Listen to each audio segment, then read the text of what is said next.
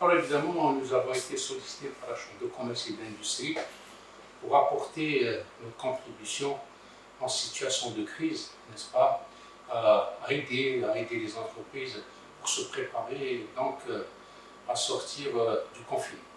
La conjoncture, l'environnement extérieur est complètement dégradé, d'abord en raison de la pandémie.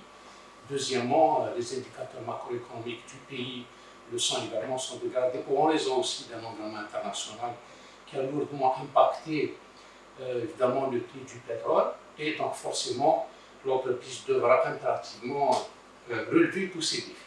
Alors évidemment, il y a un certain nombre de mesures, je pense, qui sont complètement maîtrisées par les entreprises en matière de gestion, tout ce qui est aspect technique, en matière de gestion de trésorerie, en matière de gestion de créances, en matière de gestion des charges, en matière aussi tout ce qui est traitement de l'empreinte bancaire. Je pense que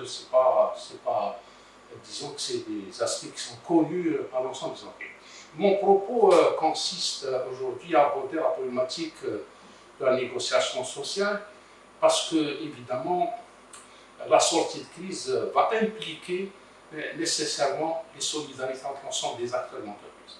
Alors, évidemment, il s'agit d'organiser une négociation sociale responsable où l'ensemble des acteurs doivent prendre conscience que la sortie de crise va forcément passer par l'engagement de chacun et de tous.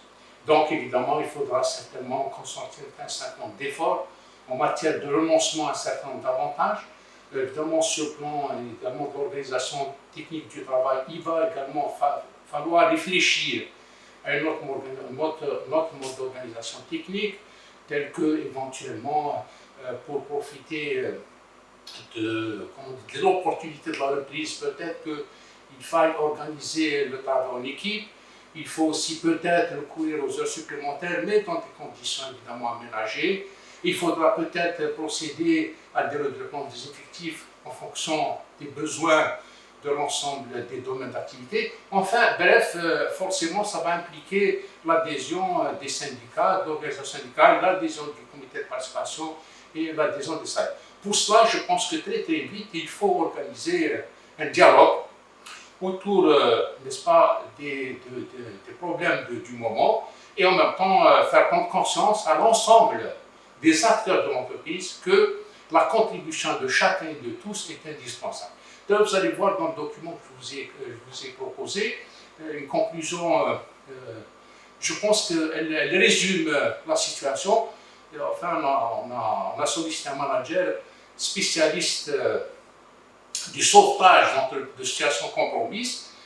La première mesure, n'est-ce pas, qu'il a engagée, c'était de réunir l'ensemble des salariés, et il leur a tenu le propos suivant. La réussite, on va réussir ensemble ou on va mourir ensemble. Et il dit, si chacun d'entre nous s'engage, la réussite va être au rendez-vous, donc vos efforts ne seront pas vains. Voilà un peu pour l'essentiel de mon intervention. Je m'en arrête là, le document il est assez, je pense qu'il est assez étoffé. Vous allez voir qu'il y a un certain nombre d'aspects peut-être qui vous seront utiles.